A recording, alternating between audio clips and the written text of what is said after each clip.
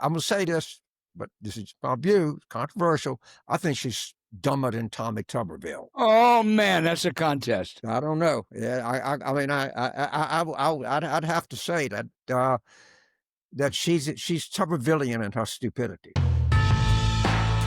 All right, now for our listener questions. Carrie in San Diego, California, James says, the administration is suppressing voters in many ways. I fully expect them to add ICE or other federal agencies at polling places and voting booths for upcoming elections. Is there anything we can do to prevent this? I think your fears are justified, and I think that the Virginia, New Jersey elections are going to dawn on him that he's going to lose in 2026. I think he's capable of anything. And what I suggest we do is what a lot of our friends did in the 2020 election is have legal experts, have people on guard, ready to go at a moment's notice. I think anyone that discounts this as a possibility in the 2026 congressional elections is frankly a fool. Now, Yeah. am I saying that it's going to happen? I don't know if I can say it's going to happen. Can I say that he's going to try something before he gets slaughtered electorally? I'm pretty confident of that. And the best way to deal with this is three ways to deal with it: preparation, preparation, and more preparation. Yeah. Good advice, James. John in Berea, Kentucky. I'm curious to know your thoughts on Kentucky Governor Andy Beshear's chances of being on the Democratic ticket for president or even vice president in the 2028 elections. Boy, Well, first, I would put him in the top 5 or 6. Probably not for the nomination, but who knows? He is a very attractive candidate with a proven ability to win in red areas without compromising on basically progressive values. And I think Andy Beshear is just a great face and figure for the Democratic Party. well, first of all, good to hear from Brewer. And there's a very, very good college there. And as I recall, it's very affordable. It's a great place. Good to hear from you.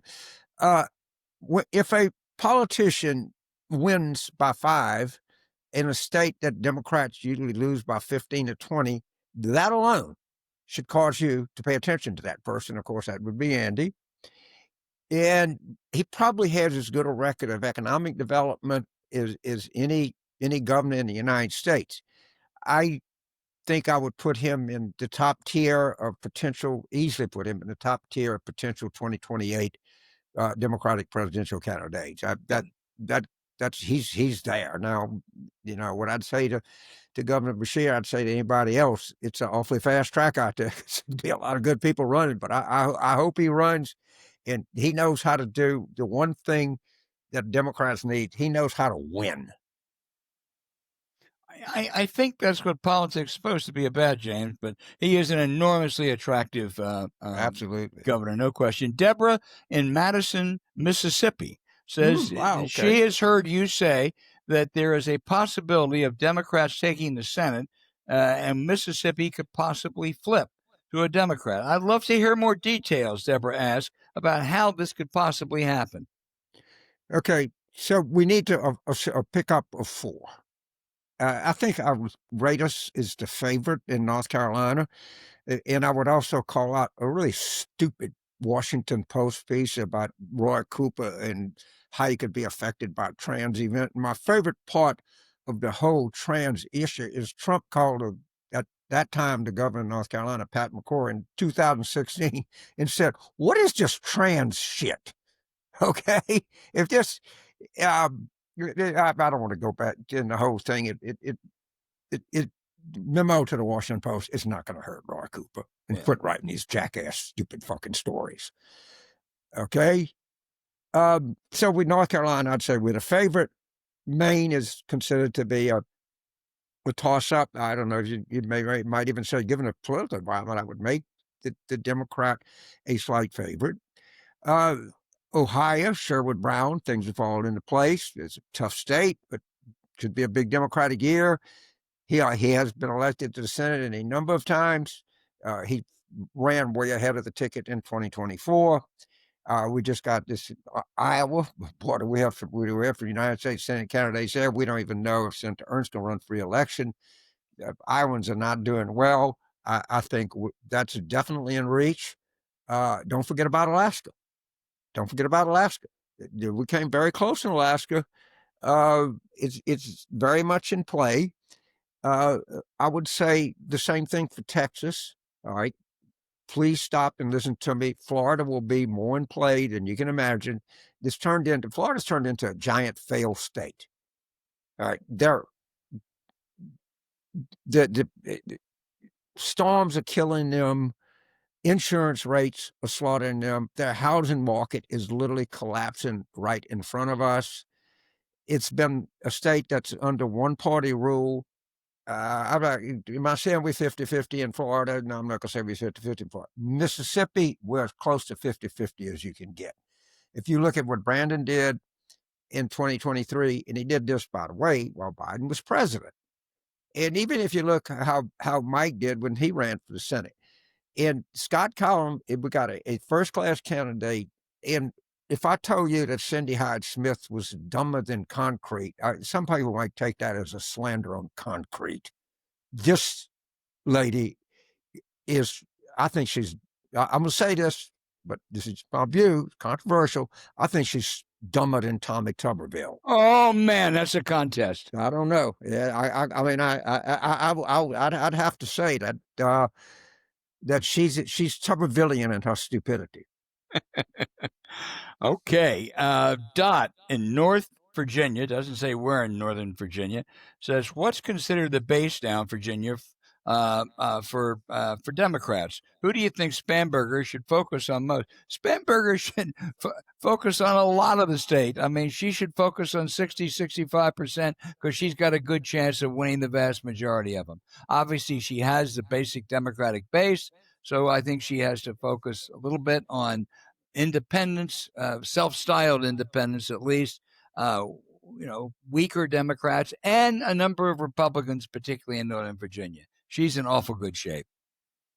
She's in terrific shape. And to give you an example, I do, and I believe yard signs say something. And by the way, really smart operatives that I know, like Saul Shaw, Amanda Goodwall, agree with me. It's not, you wouldn't substitute it for a poll or anything like that, but it does say something. So Virginia election is coming up in November. I'm in the Shenandoah Valley. This is 75% red county. By the way, it's always been red. It voted for Herbert Hoover.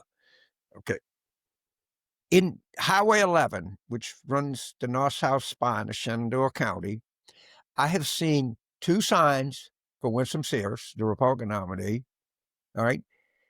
I don't know what it means, but it means something. And I think if I had to guess, I think that Sears and the Republicans will, of course, they're going to carry Shenandoah County.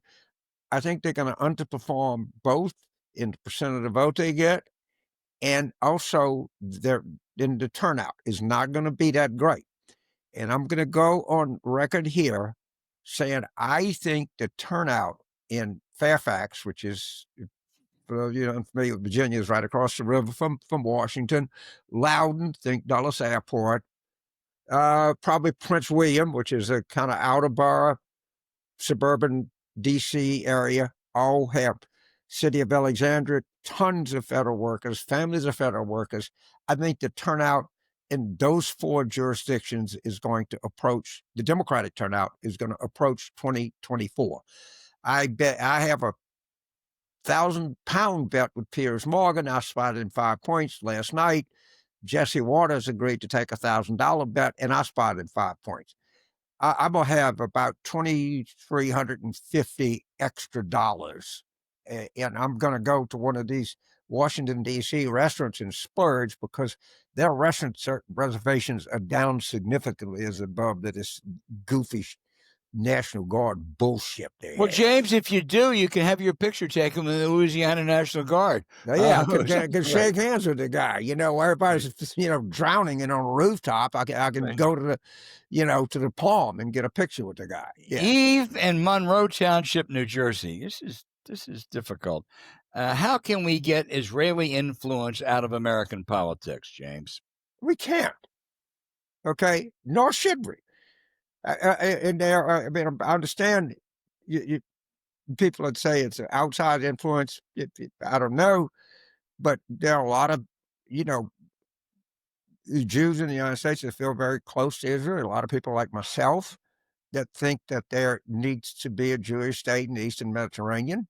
Uh, and we can't, nor should we. And also, the other countries have, you know, real influence in the United States. And that's just part of our political system. If you want to argue that the influence is outside, you can do that.